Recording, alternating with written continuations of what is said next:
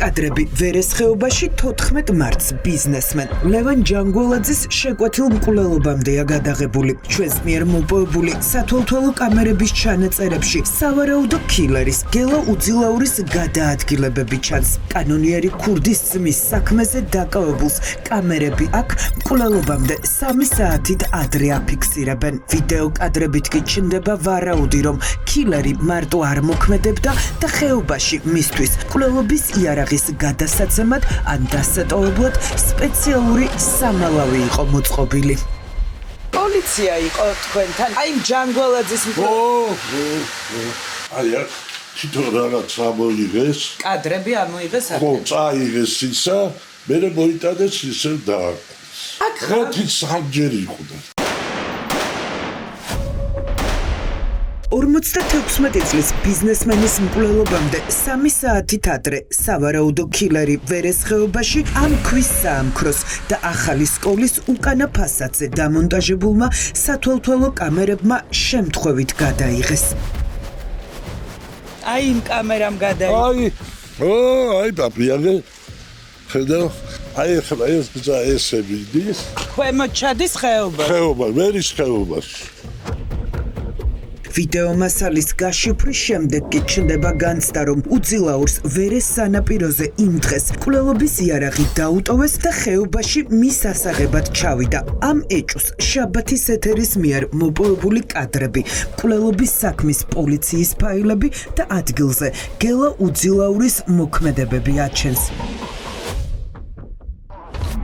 14 მარტს, როდესაც ბიზნესმენი ლევან ჯანგოლაძე მოსკოვიდან თბილისში მეგობრის გურამ მოქიას პანაშვიდზე გამოსამგზავრებლად ემზადებოდა. ჩვენს მიერ მოპოვებული კადრებით და ფაილებით დგინდება, რომ დიდი სამზადისი ჰქონდა გელა უძილაურსაც. არადა ჯანგოლაძის თბილისში ჩამოსვლის ამბავი გასაიდუმლოებული იყო.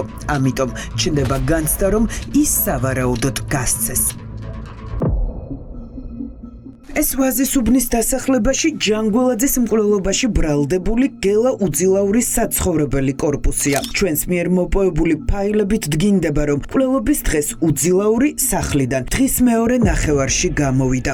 იქვე თეთრი ფერის ტოიოტა პრიუსი გააჩერა და მძღოლს უნივერსიტეტის ქუჩაზე მისვლა სთხოვა. მაგრამ გამოძიებისთვის მიცემულ ჩვენებაში ტაქსის მძღოლი ამბობს, რომ საბურთალოზე მისულს უძილაურმა მოულოდნელად სასაფლაოსთან ახლოს ქვის საამქროში მიყვანა მოსთხოვა. 14 მარტს საღამოს 18 საათსა და 16 წუთზე ვაზისუბნის წრესთან მოქალაქემ გამაჭერა. მითხრა, რომ უნივერსიტეტის ქუჩაზე მიდიოდა. უნივერსიტეტის მაღლივ კორპუსს უახლოვდებოდით, როდესაც მოულოდნელად მითხრა, რომ ეკლესიისკენ გადამეხვია. კითხე იქ რა უნდოდა. მითხრა, რომ საქმე ჰქონდა სასაფლაოსთან ახლოს ქვის საამქროში. მეც მივიყვანე და დავტოვე. თეთრი ტოიოტა პრიუსი საბურთალოს სასაფლაოსთან საღამოს 19 საათსა და 10 წუთზე სათვალთვალო კამერებმაც გადაიღეს. ქვის საამქროში იმ დღეს გვიანობამდე მუშაობდა თამაზ ბაქარიშვილი, მაგრამ იქ მისული სპეცრაზმელი არც მას და არც მის თანამშრომლებს არ უნახავთ. თქვენ არ შეგიმჩნევიათ ეს კაცია? არა, აბა ჩვენ საერთოდ. აქ ღამე ყარაული ვინმე არის? კი. და საერთოდ არაფერი არ შეუძლია. არა. ქვის საამქროში მისვლა, რომ გამოგონილი ლეგენდა იყო, ეს კამერების ჩანაწერებითაც დგინდება. ამ გზიდან უძილაური ვერეს სანაპიროზე ჩადის. მას სათვალთვალო კამერები ხეობაში ჩამავალ ბილიკზე 19 საათსა და 32 წუთზე აფიქსირებენ. დინარის გავლით ყოფილი სპეცრაზმელი სავარაუდოდ წინასწარ შეთანხმებულ ადგილას მიდის და რამდენიმე წუთი ჩერდება. ვიდეო მასალაში კარგად არ აღიქმება, მაგრამ მისი მოძრაობებით ჩნდება განცდა, რომ მკვლელობაში ბრალდებული ბალახის საფარიდან რაღაცას იღებს. იცვლის ქურთუქს და რამდენიმე წამში უკან სანაპიროზე ბრუნდება. აქ უკვე ჩანს, რომ უძილაური მდინარეში რაღაცას აგდებს. მოგვიანებით, როდესაც ადგილზე საგამოძიებო მოქმედებები ჩატარდა, პოლიციამ ტერიტორიიდან 2 შავი ჩანთა და ქურთუკი ამოიღო. ამ ფაქტს შაბათის ეთერთან არც საქმის პროკურორი არ უარყოფს. გიდასტურებთ, რომ ამოღებული არის ზურგჩანთა, შავი ფერის ზურგჩანთა. დანარჩენ საკითხს რა იყო ზურგჩანთაში, რა მდგომარეობაში იყო ზურგჩანთა, ამაზე ვისაუბრებთ სასაუბრო. აღმოაჩინა თუ არა საგამოძიებო უწყებამ შავი ფერის ჩანთებზე სხვა პირის დნმ-ი ან რაიმე სამხილი, რომელიც დაადასტურებდა, რომ მკვლელობის იარაღი კილერს ვერეს ხეობაში წინასწარ დაუტოვეს, კითხვას პროკურორი არ პასუხობს, მაგრამ გია შაიშმელაშვილი არ უარყოფს, რომ გამოძიება ამ მიმართულებითაც მუშაობს. პოლიციის ფაილებში დევს კადრებიც, სადაც ჩანს, რომ ხეობიდან ამოსულ უძილაურს ხელში კიდევ ერთი ჩანთა უჭირავს. რა იდო შავ ჩანთაში, რომელიც დაკავების დროს უძილაურს აღარ ჰქონდა, გამოძიება ახლაც არ ყვევს. მკვლელობის იარაღი ამოღებული გაქვს? მკვლელობის იარაღი ამ ეტაპისთვის არ არის ნანახი. ანუ ვერ იპოვეთ. ვერ. ანუ ერთ-ერთი ვერსიით კილერს ვერეს ხეობაში დაუტოვეს იარაღი და ფული. შემდეგი კითხვა. მიპასუხეთ. შემდეგი კითხვა. რატომ? იმიტომ რომ ეგ საგამოძიებო მოქმედება. ვერ მუშაობთ ამ ვერსიაზე? არაფერ, ჩვენ მუშაობთ ყველა ვერსიაზე. მათ შორის ამ ვერსიაზე, რომ იარაღი დაუტოვეს კილერს ვერეს ხეობაში. აბსოლუტურად ყველა ვერსიაზე. ეს კადრები კი უკვე წყნეთის გზატკეცილზე იმ დროს არის გადაღებული, როდესაც სავარაუდოდ უკვე შეიარაღებულმა უძილაურმა ვერეს ხეობა დატოვა და ჭავჭავაძის 7 ნომრისკენ, ანუ მკვლელობის ადგილისკენ გაემართა. კილერი წყნეთის გზატკეცილიდან ფეხით ჯერ მუსეშვილის ქუჩაზე ჩადის, 24 ნომერში ტაქსს აჩერებს და მრგვალბახთან მიდის. შაბათის ეთერმა იპოვა მძღოლი, რომელმაც ბიზნესმენის მკვლელობაში ბრალდებული ყოფილი სნაიპერი დანაშაულის ადგილამდე მიიყვა, მაგრამ მან ჩვენთან საუბარი არ ისურვა. გელა უძილაურმა აქ გაგაჩერათ? არა. გითხრათ რა მეგზაში მითხარით, ბატონო. როგორ არა თქვენი ჩვენება ვნახე საქმეში. რამე გითხრათ? არაფერი. სად დატოვეთ ბატონო არტურ? რატო არ ლაპარაკობთ? ჭავჭავაძის გამზირზე გელა უძილაურს პირველი სათვალთვალო კამერა 20 საათსა და 35 წუთზე, ანუ მკვლელობამდე 2 საათნახევრით ადრე აფიქსირებს. ამ დროს კი ლევან ჯანგველაძე ავიაკომპანია აირზენას რეისით უკვე საქართველოში მოემგზავრება. ჭავჭავაძის 7 ნომერში ხალხი პანაშვიდზე მიდის. ჯანგველაძეს კი სადარბაზოს მიმდებარედ უკვე კილერი ელოდება. შაბათის ეთერის მიერ მოპოვებული კადრებით ჩნდება განცდა, რომ გელა უძილაურმა სავარაუდოდ ზუსტად იცის დრო, როდის ჩამოფრინდება რეისი მოსკოვი-თბილისი და როდის მივა მეგობრის პანაშვიდზე ლევან ჯანგველაძე. ამ ეჭვს რამდენიმე გარემოება აჩენს. თავდაპირველად სათვალთვალო კამერებში ჩანს, რომ უძილაური გამზირზე სადარბაზოსთან, სადაც ბიზნესმენი უნდა შევიდეს, შორი ახლოს დგას. შემდეგ ერთ-ერთ სკამზე ჯდება და გამვლელებს აკვირდება. შემდეგ სეირნობს. ჩდება განცდა, რომ კილერს არსად არ ეჩქარება, რადგან კავშირზე მყოფი პირი ბიზნესმენის გადაადგილების შესახებ ინფორმაციას აწვდის. ეს განცდა დარჩათ კადრების შესწავლის შემდეგ მოკლული ჯანგველაძის ადვოკატებსაც. რა თქმა უნდა, ეს არის შეკვეთილი მკვლელობა, ასევე ამას გვაფიქრებინებს საქმეში არსებული სხვადასხვა უტყუარი მტკიცებულებები, მაგალითად, ვიდეო კამერის ჩანაწერებში ძალიან კარგად ჩანს, რომ მკვლელობის ჩამდენი პირი ყველა თავის ნაბიჯს უთანხმებს სულ სხვა პიროვნებას, მესიჯობს, აქვს სხვადასხვა კომუნიკაცია და ფაქტობრივად მთელი ამ დროის განმავლობაში კომუნიკაციობს სხვადასხვა პირთან ან სხვადასხვა პირებთან. ასევე უტყუარად დადგენილი არის, რომ მკვლელობის ჩამდენი პირი იმ დროს იმყოფებოდა სულ სხვა ადგილას, ის უკან არ მიყვებოდა ჯანგველაძეს. თუმცა მან იცოდა, სად იყო ჯანგველაძე, რა ტრაექტორიას გადიოდა და სად უნდა მისულიყო კონკრეტულ დროს. საიდან იღებს ეს ადამიანი ინფორმაციას, თუ მას ვინმე მკვლელობის ჩადენაში არ ეხმარებოდა? ავიარეისი მოსკოვი-თბილისი საერთაშორისო აეროპორტში 14 მარტს 21 საათსა და 50 წუთზე დაეშვა. ბიზნესმენი ლევან ჯანგველაძე აეროპორტიდან სასტუმრო ამბასადორში მივიდა და მეგობარ კახა ძანძავას შეხვდა. შემდეგ სახლში შევჩენკოს ქუჩაზე გაიარა. რამდენიმე წუთი გაჩერდა და პირდაპირ ჭავჭავაძეზე წავიდა. ამ დროს კილერი სავარაუდოდ მისი გადაადგილების შესახებ უკვე დეტალურ ინფორმაციას იღებს. იცის, რომ ჯანგველაძე ჭავჭავაძეს მიემართება და თავადაც სადარბაზოს კართან ახლოს დგება და მსხვერპლს ელოდება. აქ კი ამ შემზარავი დანაშაულის კულმინაცია იწყება. ლევან ჯანგოლაძეს ჭავჭავაძის გამზირზე სათვალთვალო კამერები დროის ცდომილების გათვალისწინებით 22 საათსა და 37 წუთზე აფიქსირებენ. უცნაურია, მაგრამ პირველი, ვისაც პანაშვიდზე მისული ბიზნესმენი ხვდება, ქილერი უძილაურია. მათი შეხვედრა და კომუნიკაცია კამერებმა გადაიღეს. ვიდეო მასალას ხმა არ აქვს, მაგრამ რჩება განცდა, რომ ჯანგოლაძე მის მკვლელს რაღაცას ეკითხება. უძილაურიც კითხვაზე პასუხობს. პანაშვიდზე შესვლამდე რა უთხრა ჯანგოლაძემ ქილერს? ჩემთვის ეს არ არის ცნობილი. ახლა პროკურორს ვეკითხებით, რა კომუნიკაცია იყო ეს? გაიგო თუ არა ჯანგოლაძის თანხმლებმა კახა ძანძავამ რა კითხა მკვლელობამდე რამდენიმე წუთით ადრე ქილერს ბიზნესმენმა. ლევან ჯანგოლაძე გარდაცვლილია ბრალდებული დომილის უფროს. მაგრამ მასთან ერთად ოქროს მოწმა იყო ბატონი ძანძავა, ბატონია და კითხე. ჩემთვის არ არის ცნობილი. არ არის ეს კადრები, ხო მნახეთ თქვენც? თქვენთან კი. მანამდე არა? მანამდე მე ბევრი რამე მაქვს ნანა. ეს კადრები მანამდე გქონდათ ნანახი? მე ეს კადრები ვნახე თქვენთან. სათვალთვალო კამერების ჩანაწერების მიხედვით ქილერის და მისი სამიზნე ბიზნესმენის კომუნიკაცია წამიერია. უწყვეტ კადრში ჩანს, რომ ჯანგოლაძე უძილაურთან გასაუბრების შემდეგ გზას აგრძელებს. ამ დროს ქილერის მოქმედება ტოვებს განცდას, რომ თითქოს სროლა უნდა, მაგრამ გადაიფიქრა. ჯიბიდან მობილურს იღებს, სათვალეს იკეთებს და სავარაუდოდ დამკვეთებისგან შეტყობინებას იღებს ან გზავნის.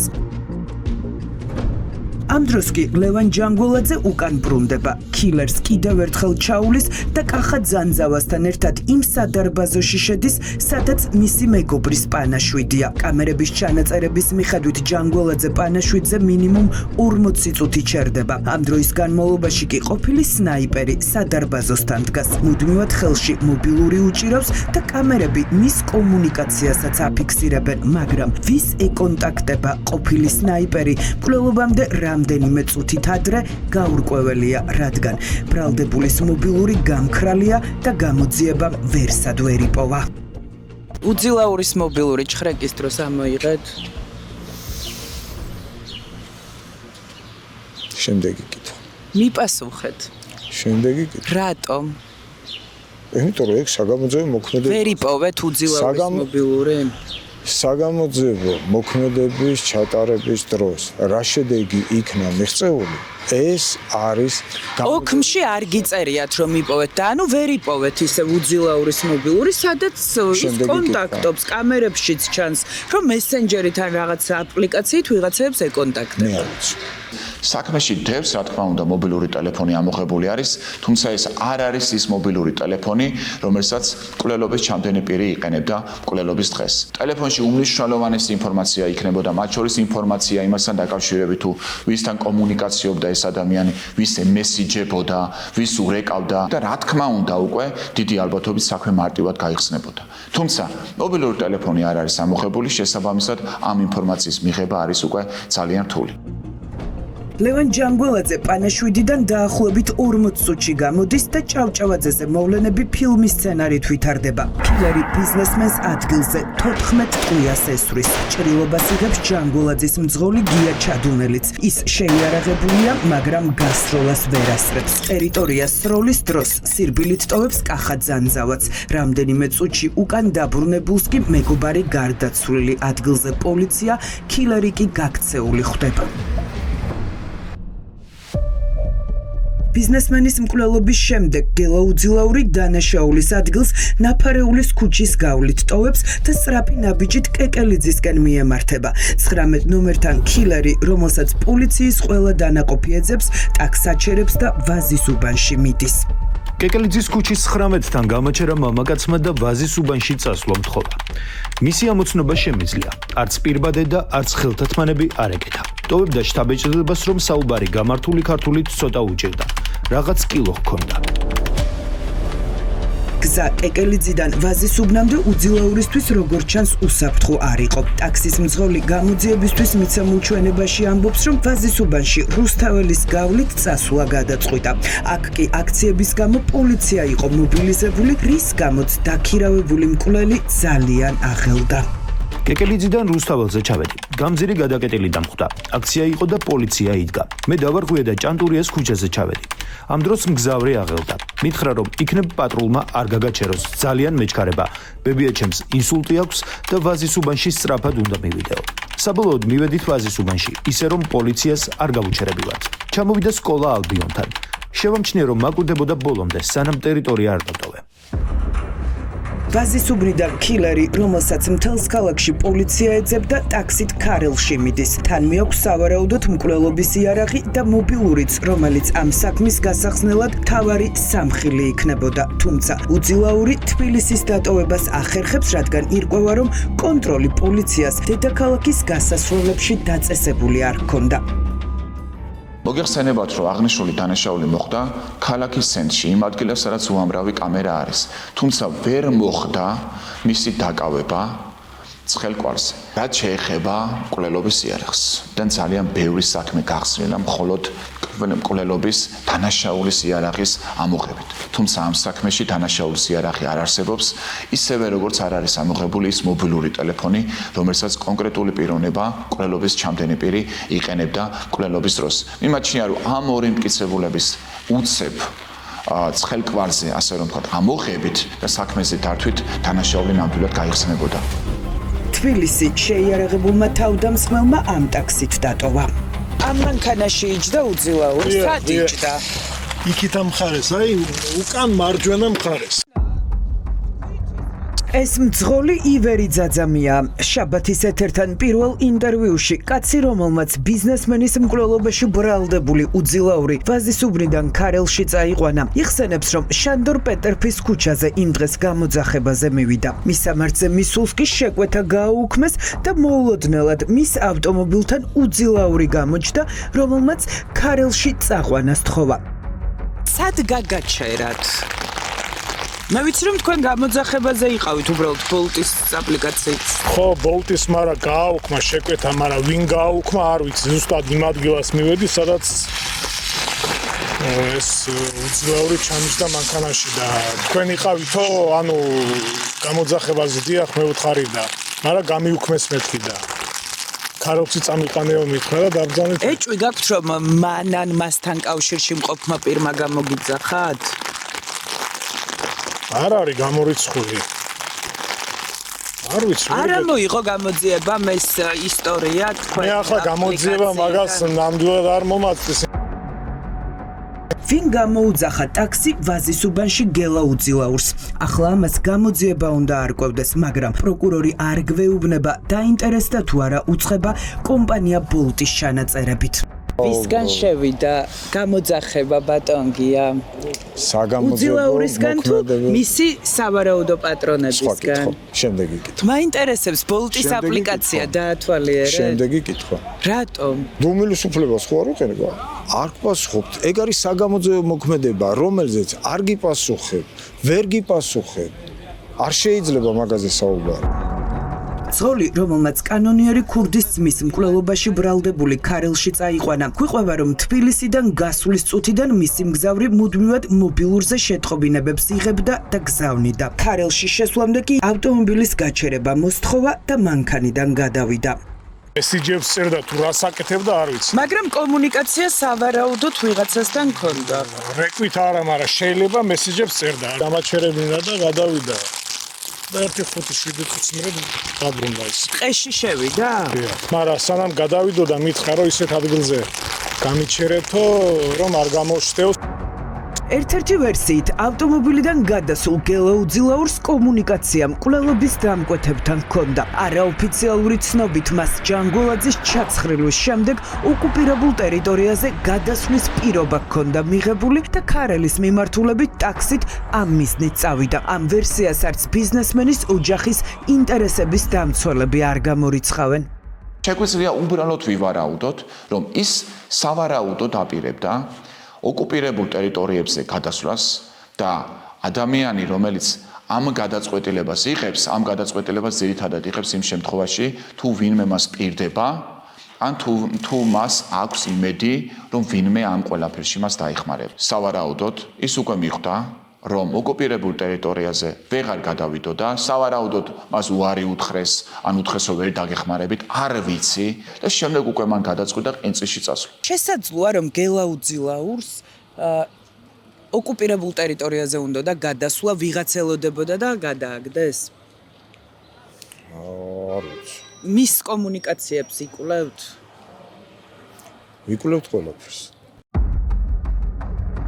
თუმცა, როგორც ჩანს, სავარაუდო დამკვეთებთან საუბრის შემდეგ ქილერის გეგმები შეიცვალა, რადგან ავტომობილში დაბრუნებულმა გელაუძილაურმა ტაქსის მძღოლს უთხრა, რომ ქარელის ნაცვლად ყინწვისში მიდიოდა. ქარელში სანამ შევიდოდით ცენტრში, აი მაშინ მითხრა რომ აი ნეტავ ახლა ტაქსის სადმე შემხვდებაო, რომ ყინწვისა ამიყვანოს იმ ადგილზეო და მე ვთხარი სადმე ვიხარ ისეთ ადგილას მეთქი და ყინწვისში მივდივარო რა და მე ვთხარი წაგიყვან მეთქი რამდენი კილომეტრია მეთქი და ალბათ 10 კილომეტრია, მაგრამ არ ვიციო რა მიმართულებით უნდა წავიდეთო რა. და სადმე მაღაზიასთან ვიკითხოთო, ღამის მაღაზია თუ არისო და თვითონ არ გადმოვიდა მანქანიდან. თქვენ გთხოვათ გადასვლა. მე მთხოვა გადმოსვლა და ივერი ძაძამია იხსენებს, რომ გზად ყინწვისისგან უძილაურს ნერვიულობა ეტყობოდა, ვერ ასახელებდა რა მისამართზე მიდიოდა, საბოლოოდ კი ტაქსის მძღოლს მონასტრის კართან მისვლას თხოვა. ბოლოს იყო დაბნეული რაღაცა რა. ანერვიულდა. ხო, ანერვიულებული იყო, მე ვთხარი რაღაცა საეჭოდ იქცევი მეთქი და ვერ გავიგე მეთქი რა, ვერ გავერკვე მეთქი თქვენს მოქმედებაში მეთქი და ამ დროს უკვე მოუახლოვდით ყინწვისის სასახლეებს. იქით ანუ ტაძრისკენ ასახლებს და იქით აუხვიეთ და მე ჩამოვიდა. სად ჩამოვიდა ბატონო ივერი? აი გზა არ არის იმის მერე რა, ტაძართან ჩამოვიდა. ტაძარში შევიდა? ტაძართან ჩამოვიდა და რა. ანუ ქილერი ჩაიყვანეთ მონასტერში. ეგრე გამოდის. საქმის მასალების მიხედვით ყინწვისის სამონასტრო კომპლექსთან გელაუძილაური 14 მარტს დარჩა და პოლიციის ფაილებში ამის შემდეგ აღარაფერი წერია. დევს მხოლოდ ერთი ოქმი, რომ ის სამ დღეში თბილისში, ვაზისუბნის ტერიტორიაზე გიორგი ბერიაშვილის ქუჩაზე დააკავეს. ეს გარემოება კი მოკლული ბიზნესმენის ადვოკატებს ეჭვს უჩენს, რომ საგამოძიებო უწყება რაღაცას მალავს, ან გამოძიებას არასათანადოდ ატარებს. რა არის საინტერესო? მაინც და მაინც ყინწვისში რატომ წავიდა ის? იქ ვინმეს შეხვდა თუ არა, ვინმესთან ჰქონდა თუ არა კომუნიკაცია, ვინმესთან ჰქონდა თუ არა რაიმე სახის ურთიერთობა, როგორ ჩამოვიდა თბილისში ამ კითხვებზე ჯერჯერობით პასუხს ვერ გაგცემთ, ვინაიდან საქმის მასალებით ამ კითხვებზე პასუხის გაცემა უბრალოდ შეუძლებელი არის. საქმის მასალებში არ დევს ინფორმაცია იმასთან დაკავშირებით, თუ როდის დაბრუნდა ეს ადამიანი თბილისში ყინწვისიდან. როგორ აღმოჩნდა ქილერი ყინწვისის სამონასტრო კომპლექსიდან თბილისში? ვინ ჩამოიყვანა ან რატომ არ აქვს ეს გარემოებები დადგენილი საგამოძიებო უწყებას? კითხვას პროკურორი ვერ პასუხობს.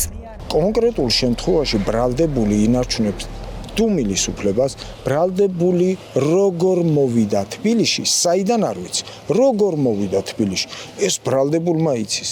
თქვენ არ დაგიდგენიათ ეს? ჩვენ აღნიშნულზე მუშაობთ. რა მდგომარეობაში იყო გელაუძილაური დაკავების დროს, ვერ გეტყვით. ვინმესთან იყო დროები, ცხოვრობდა? არ ვიცი ეს დეტალი. ქუჩაში იდგა? კაცი, რომელსაც მთელი საქართველო ეძებდა? ბერიაშვილის ქუჩის მიმდებარე ტერიტორიაზე იმყოფებოდა კონკრეტული ადამიანი. გავიგე და ვინმესთან სახლში იმყოფებოდა? არა, სახლში არ. ქუჩაში გადაადგილდებოდა? სახლში არ, გარეთ. რა ვითარებაში და გარემოებებში დააკავეს რამდენიმე დღიანი სამძებრო ოპერაციის შემდეგ სავარაუდო ქილერი, ამ კითხვაზე პასუხი არც ქალაქის დეტექტივების სამმართველოს უფროს იოსებ სიგუას არ აქვს. თქვენმა დეპარტამენტმა დააკავა ქილერი უძილაური. გახსოვთ ჯანგველაძის საქმე? კი, მახსოვს. გახსოვთ? სად დააკავეს? ლევან კუნდუხაშვილი იყო, როგორც ვიცი. კონკრეტული ქუჩა გაინტერესებს? კი. არ მახსოვს ქუჩის. ოპერატიული ინფორმაციის საფუძველზე საქმეში დევს ყველაფერი. არ დევს ეგ ნაწილი, როგორ იპოვეს? ჩაგბარდათ, დამერწმუნეთ. ჩაგბარდათ? საქმეში დევს 4 თვიანი გამოძიების შემდეგ პროკურატურა ვერც დამკვეთების კვალზე ვერ გავიდა. საქმის პროკურორი ჩვენ გვიდასტურებს, რომ გამოძიება ამ ვერსიაზე მიმდინარეობს, მაგრამ სამხილები არ აქვთ. ამ ეტაპისთვის კვლავ მიმდინარეობს გამოძიება, შესაბამისად დადგენილი იქნება კონკრეტულ შემთხვევაში რა იყო გაზრახმკვლელობის მოტივი.